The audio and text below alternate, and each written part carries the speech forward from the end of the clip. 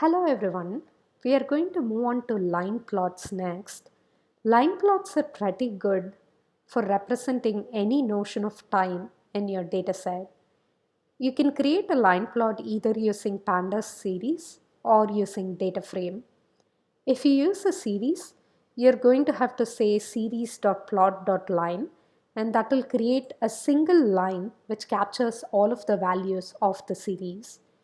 When you say dataframe.plot.line, that's going to take each column in your data frame and plot it as a single line inside your plot. Let me give you example using a series. So I'm going to create a series using a list of integer values, and my values are going to be 0, 100, 300, 200, and 400. Let me capture the series into a variable called s, and then I'm going to say s.plot.line, and that will create the line plot corresponding to these values over here. The x-axis tick labels are coming from the index of the series.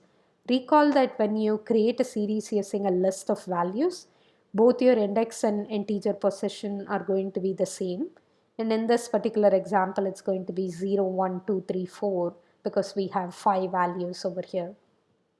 Of course, you can explicitly define your own index positions by saying index equal to another list. You're going to pass the list of indices as argument to the index parameter in your series function over here.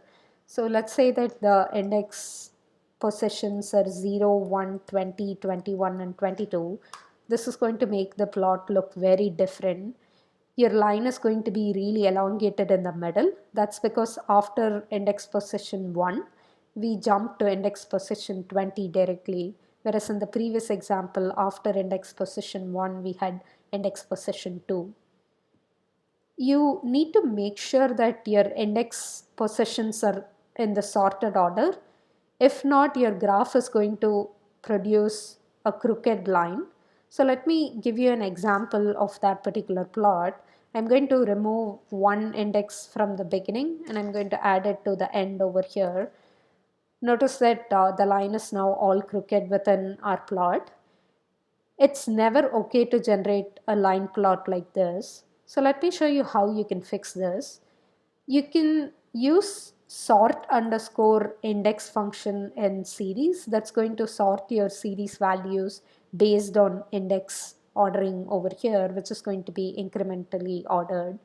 Of course, you also have sort underscore values function, which sorts the series based on values rather than based on index. In this particular example, we need sort underscore index, and the sort underscore index function returns a brand new series. So I can directly say dot plot dot line, and that will fix the problem for me. This plot is going to look very different from this one. That's because for index position 1, we now have a value of 400 instead of 100 previously. Right, let's go through a real data set in order to understand line plots better. I'm going to show you how you can access the data that I'll be using for the next example. Go ahead and click the code link in plotting to lecture entry on the course website. And once you click on snippets line bar.txt, you can copy paste this data frame, which has a dictionary of 2 lists. So this data represents the high and low temperature in Fahrenheit scale, and we have monthly average temperature for Madison. Go ahead and pause the lecture video here and copy paste this data frame. We are going to be using that for the next example. I'm going to go ahead and display DF. In our data frame, we have 2 columns for the high temperature and the low temperature. Let me go ahead and plot the lines using data frame here. So I'm going to say data frame.plot.line. Recall that that will create 2 different lines to represent each of the data frame columns. This is not a bad plot. Good thing with line plots is that you automatically get this legend over here. Recall that for the previous scatter plot, we had to explicitly pass the correct legend string to the parameter label over here. Line plot does that automatically for us, so that's a good thing. There are so many improvements that you can do for this plot. First of all, we don't have axis labels. So I'm going to go ahead and capture the axis subplot object that will be returned by the plot function. And I'm going to say ax.set_x label. What is the x-axis label? That's going to be month here, correct? And what is the y-axis label? That's going to be the temperature in Fahrenheit. Instead of typing Fahrenheit, I'm just going to say degree F. I'm quite sure I'll mess up the spelling. Right, slightly better than before. Another improvement which we can make for this plot is that the x-axis tick labels are just saying 0, 2, 4, 6, 8, and 10, right? Wouldn't it be nicer if we had string month names for that, and we also had ticks for every month? Recall that we can use the set_x ticks function in order to set the number of x tick positions. Wait, I'm not sure if I went through that before. If I haven't, set_x ticks takes a list as argument, and it sets the tick positions in your x-axis. The tick is nothing but this little black line that you see associated with each label on your axis. So as I mentioned, you can pass a list to set_x ticks. Let me give you a sample list over here which contains 3 tick values of 0, 1, 2. So we need 12 such values. The easiest way to do that would be to use the range built-in function, correct? Recall that the range built-in function takes either 1 or 2 arguments. If you pass 1, it will generate the values from 0 to that end minus 1. So when I go ahead and run this plot again, we'll get 12 x tick positions over here. What we are getting as output over here is the output that's coming from the xticks function. So we can mask that if we just type in none at the end of this cell over here. Recall that whatever is typed in last gets displayed as part of the cell's output, and the plot itself is coming from the plot function directly, and that's not associated with the output in a direct sense. Now that we've set the x ticks, let's fix the actual labels. Recall that you can do that by saying x tick labels, and that takes a list of label values. I'm going to say Jan for first month, Feb next, March next, April next. Bear with me for just a couple of minutes over here. May next, and then June. I'm going to split the rest into a new line. July, then we have August, and then we have September, October, November, and December. Can't believe it's going to be December already. Right, that's slightly better, but the downside of this current plot is that the x-axis tick labels are closely spaced. I'm going to show you 2 different options to deal with that particular issue. Option 1 is to set figure size in such a way that your figure is elongated enough to space out the x-axis tick labels. Recall that you can set figure size by passing argument to fig size parameter. Fig size takes a tuple as argument, and the first part of the tuple is width and the second part is height. I know that 8 and 4 work well for this example. Feel free to explore your height and width options to set the correct aspect ratio for your plot figure. So this is going to be option 1. Option number 2 is going to be rotating your labels. So rotate x axis labels.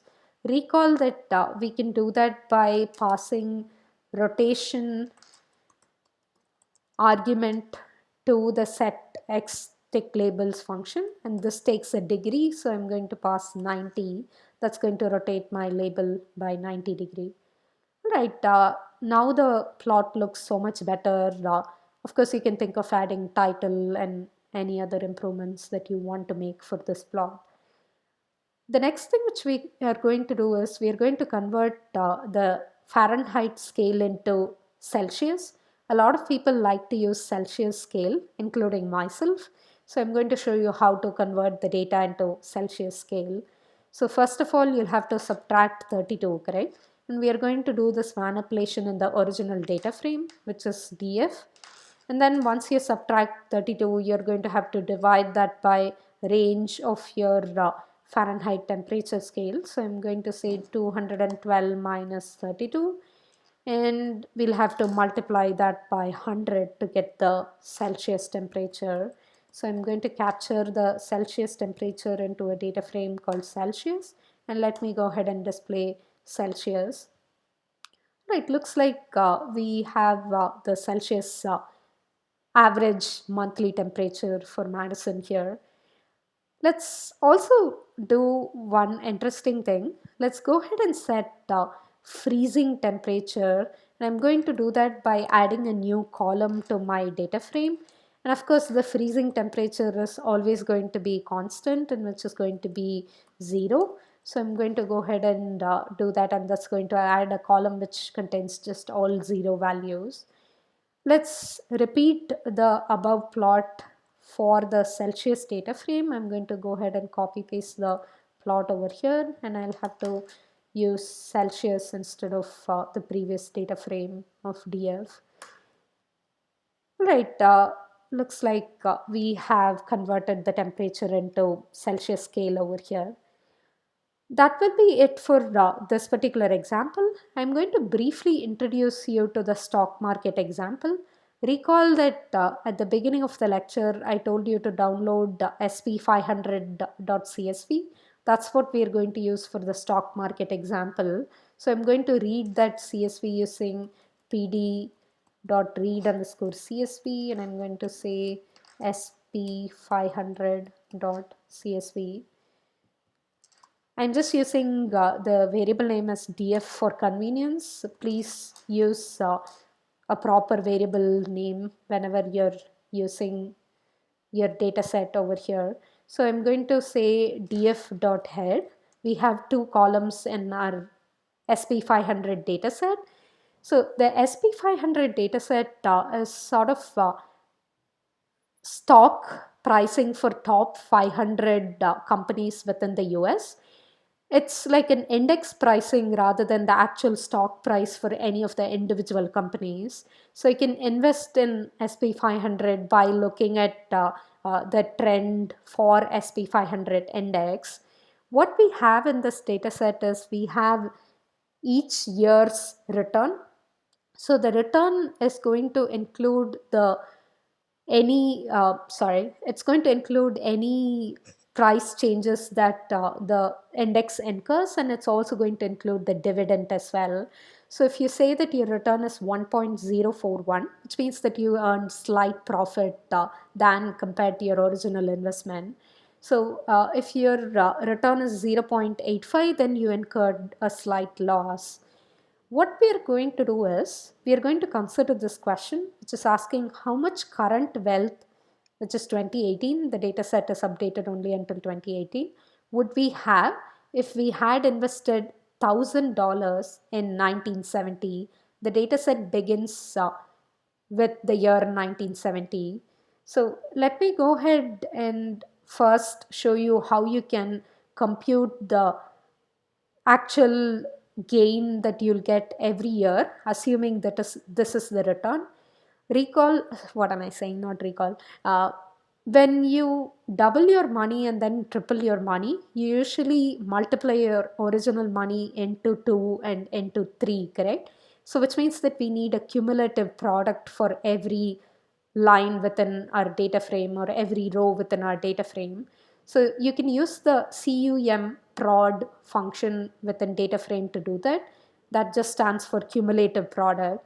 And once again, the intuition behind that is if you double your money and triple your money, you do 2 into 3 and not like 2 plus 3 or something like that. So I'm going to create a new total column in the data frame, which is going to uh, come from the return column. And we want cumulative product of the return column, right? Right, let me go ahead and show df of head. Something is missing over here now. Let me see. I think we are good. Yeah. So these, as long as these values are different. So the total gain is computed by multiplying the previous year's return. So the first one is going to be the same as the return itself for 1970. Whereas for the second one, you're going to get 1.1431 into 1.0401. So you get a slightly bigger value of 1.18 over here. Right, let's say that we are starting with $1,000. So I'm going to define a variable called starting, which contains the value 1000.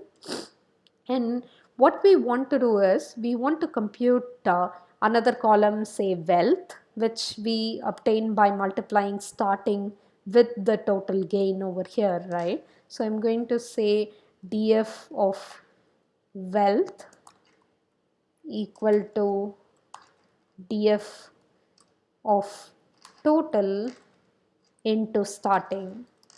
So we can do all of these manipulations because of element wise operation support in pandas data frame. Let me go ahead and display the data frames head over here. Right, looks like we lost quite an amount of money in 1974.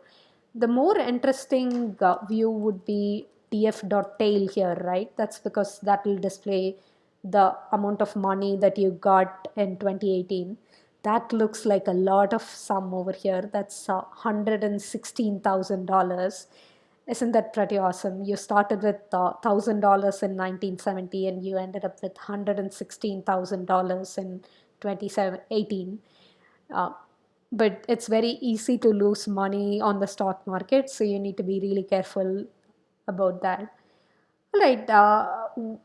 One thing which I want to do is I want to be able to plot this particular wealth over here, and I'm going to do that by saying df.plot.line.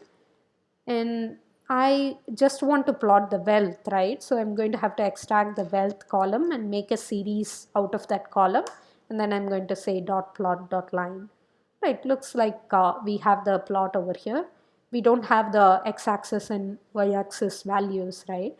Recall that the x-axis label come from the index. So when I say df of wealth, that's just going to have the index positions from the original data frames row index.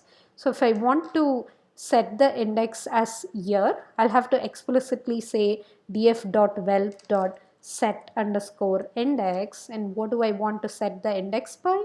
I want to set it by year column, right? So now you're going to have, sorry, what am I missing here?